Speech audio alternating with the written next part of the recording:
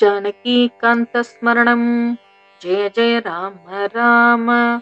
श्री सीता लक्ष्मण भरत शत्रुघ्न हनुमत् समेत श्रीरामचन्द्र परब्रह्मणे नमः। सर्गः 31 श्लोक नंबर 1। अथ 31 सर्गः। एवं बहुविधां चिन्तां चिन्तयित्वा महामतिः संश्रवे मधुरं वाक्यं वैदेह्या व्याजहारः। राजा दशरथो नाम रथकुञ्जरवाजिमान् पुण्यशीलो महाकीर्तिरिक्ष्वाकूणां महायशाः। राजर्षीणां गुणश्रेष्ठस्तपसा चर्षिभिः समः। चक्रवर्तिकुले जातः पुरन्दरसमो बले। अहिंसारतिरक्षुद्रो घृणी सत्यपराक्रमः। मुख्यस्येक्ष्वाकुवंशस्य लक्ष्मीवान् लक्ष्मीवर्धनः। पार्थिवव्यञ्जनैर्युक्तैः पृथुश्रीः पार्थिवर्षभः। पृथिव्यां चतुरन्तायां विश्रुतः सुखदः सुखी। तस्य पुत्रः प्रियो ज्येष्ठस्ताराधिपनिधाननः। रामो नाम विशेषज्ञः श्रेष्ठः सर्वधनुष्मताम्। रक्षिता स्वस्य वृत्तस्य स्वजनस्यापि रक्षिता। रक्षिता जीवलोकस्य धर्मस्य च परन्तपः। तस्य सत्याभिसन्धस्य वृद्धस्य वचनात् पितुः सभार्यः सह च भ्रात्रा वीरः प्रव्रजितो वनम्।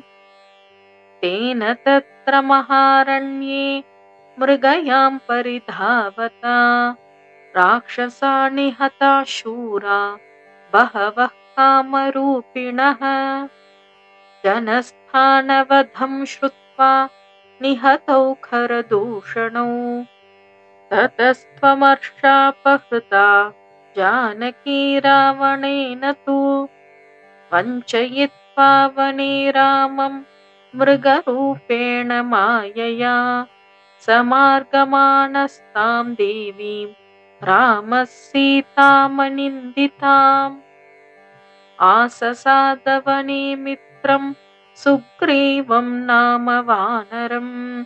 ततः स वालिनं हत्वा रामः परपुरञ्जयः। आयच्छत् कपिराज्यं तु सुग्रीवाय महात्मने। सुग्रीवेणाभिसन्दिष्टा हरयः कामरूपिणः। दिक्षु सर्वासु तां देवीं विचिन्वन्तः सहस्रशः। अहं सम्पाति वचनात् क्षतयोजनमायतम्। तस्या हेतोर्विशालाक्ष्याः समुद्रं वेगवान् प्लुतः।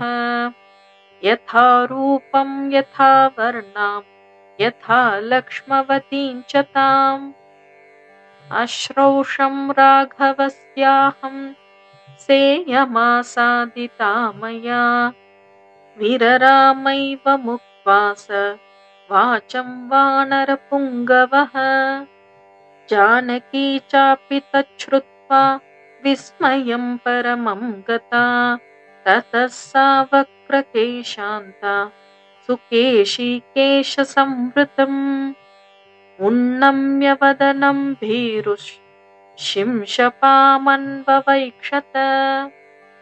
निशम्य सीतावचनं कपेश्च दिशश्च सर्वाः प्रदिशश्च वीक्ष्य स्वयं प्रहर्षं परमं जगाम सर्वात्मना राममनुस्मरन्ती।